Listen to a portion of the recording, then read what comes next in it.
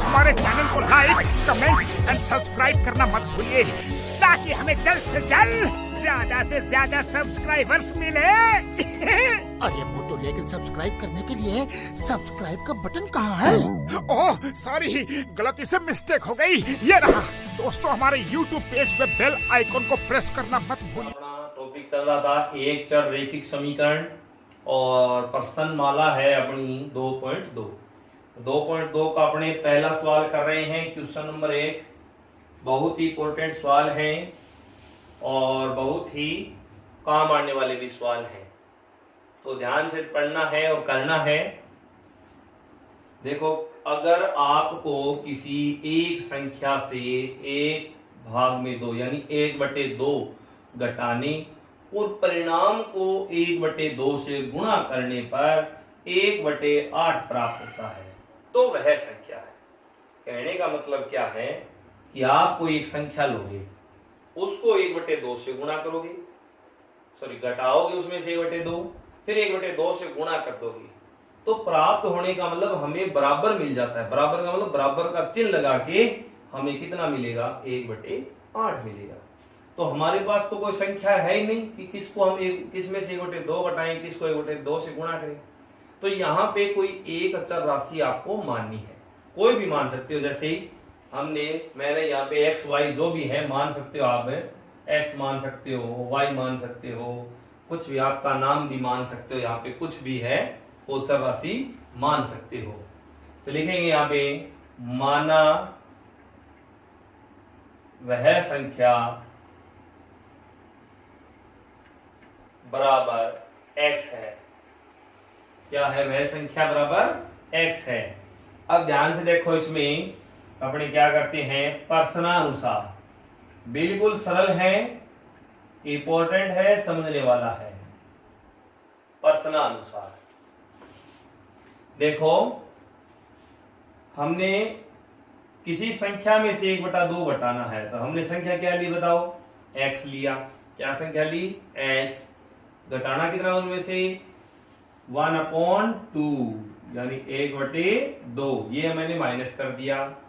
ये ध्यान रहे, माइनस का जो चिन्ह लगाते हैं ना, ये अपने जो भाग का निशान जो बटे में बोलते हो उसके सीध में होना चाहिए हमेशा ही। इस बात का ख्याल रखें। ये घटा दिया हमने, यानी x - 1/2।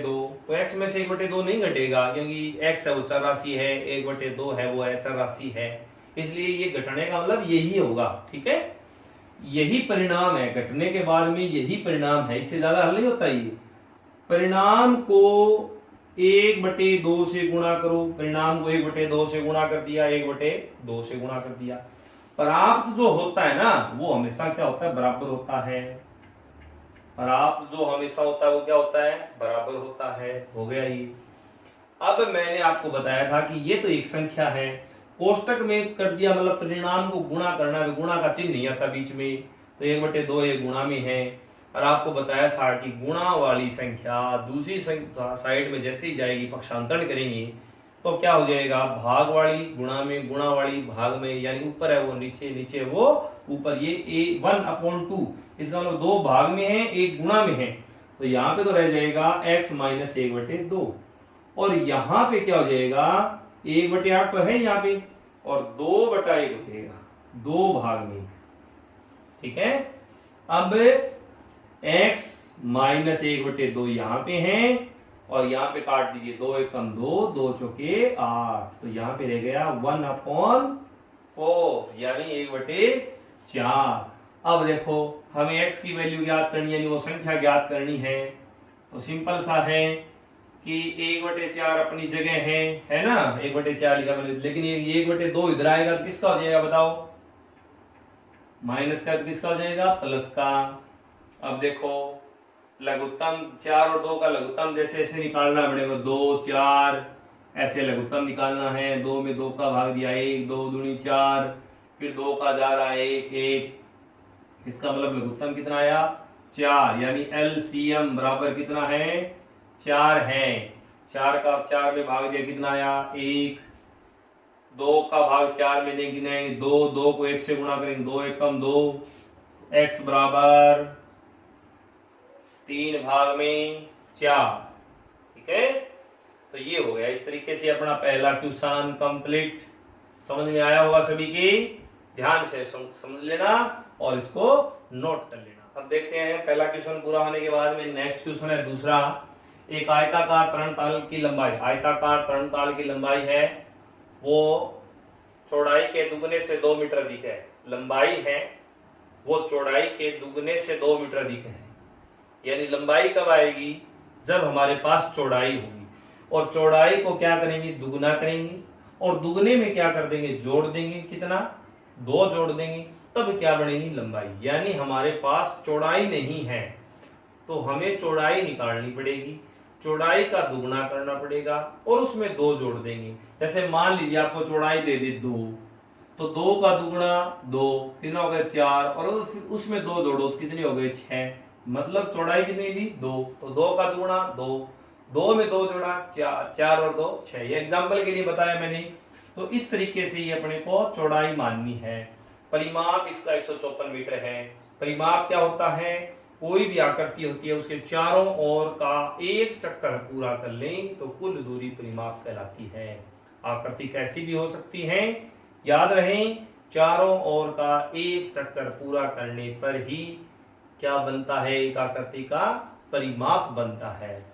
तो देखो जैसे मैंने ये हमारे पास मैंने एक आयत बनाया है, इस आयत से अपने समझ लेते हैं, ठीक है, ए बी सी डी।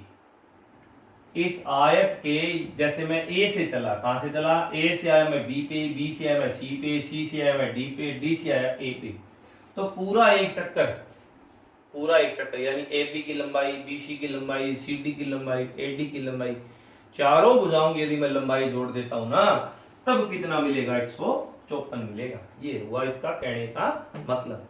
अब हमारे पास रही बात, चौड़ाई नहीं है, क्योंकि चौड़ाई का दुगुना करेंगे, 2 जोड़ेंगे ना उसमें, तभी क्या आएगी, लंबाई। तो फिर यहाँ पे अपने हल करते हैं। तो सबसे पहले माना चौड़ाई, क्या माना, जो भी है y मीटर मान लीजिए, यहाँ पे x मीटर, जो भी आपकी मर्जी है, y मीटर माना। तो लंबाई निकाल देंगे अपनी। लंबाई क्या है, देखो ध्यान से, लंबाई उसकी चौड़ाई के दुगने से 2 मीटर, यानी चौड़ाई को दुगना करो, y का दुगना कितने y हो गया, 2y, और उसमें 2 जोड़ दो, तो ये आ गई लंबाई। ठीक है। अब हम जानते हैं कि आयत की आमने सामने की जो भुजाएं हैं वो समान होती है। जैसे चौड़ाई है ना, वो चौड़ाई हमने y माना है, तो ये भी y है, ये भी y है, y हो गया। अब लंबाई देखो हमने दुगुना करके 2 जोड़ा है, यानी 2y प्लस 2, 2y प्लस 2, क्योंकि आयत के आमने सामने की लंबाई और चौड़ाई क्या होती है, समान होती है। अब देखो क्या लिखेंगे यहाँ पे, प्रश्नानुसार। ये मैंने यहाँ पे डायग्राम में ये क्यों लिखा है, समझ गए, क्योंकि हमें क्या दे रखा है, परिमाप। परिमाप का मतलब मैंने आपको अभी बताया था कि ए से बी पे, बी से सी से, सी से डी पे, वापिस ए पे आएंगे तो एक चक्कर पूरा हो जाएगा, यानी कुल दूरी का मतलब चारों दूरियां जोड़नी होगी। तो प्रश्नानुसार इसका मतलब होगा कि 2y प्लस 2 प्लस y, फिर 2y प्लस 2, फिर प्लस में y, चारों भुजाएं आ गई, 1 2 3 और 4, चारों को जोड़ेंगे तभी आएगा जो वो कहलाता है परिमाप।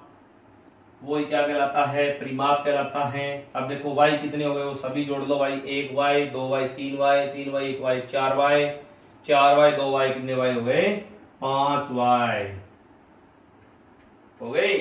5y के बाद में देखो x रह गए 2 और 2 4, प्लस 4 कर दीजिए बराबर 154। अब 5y बराबर 154 और 4 इधर आएगा, बताओ किसका हो जाएगा, माइनस का, ये तो पता ही है पक्षांतरण करने पर। तो 5y बराबर कितना हो गया, 150। 1y बराबर कितना हो गया, 150। 5 गुणा में किस में आ जाएगा, भाग में, 5 दिया 15, 0 की 0, यानी y बराबर आया 30 मीटर। ये y किसको माना था हमने, चौड़ाई को, किसका मतलब चौड़ाई कितने मीटर, 30 मीटर हो गई। इसी तरीके से अपने को लंबाई निकालनी है, तो लंबाई का मतलब हो गया कि चौड़ाई को दुगना करके उसमें 2 जोड़ेंगी तब क्या आएगी, लंबाई आएगी। तो इसका मतलब क्या हो गया, 30 दूनी 60, 60 प्लस 2 यानी कितनी हो गई, 62 मीटर। लंबाई कितनी हो गई, 62 मीटर। ये अपना 2 नंबर क्वेश्चन हो गया पूरा।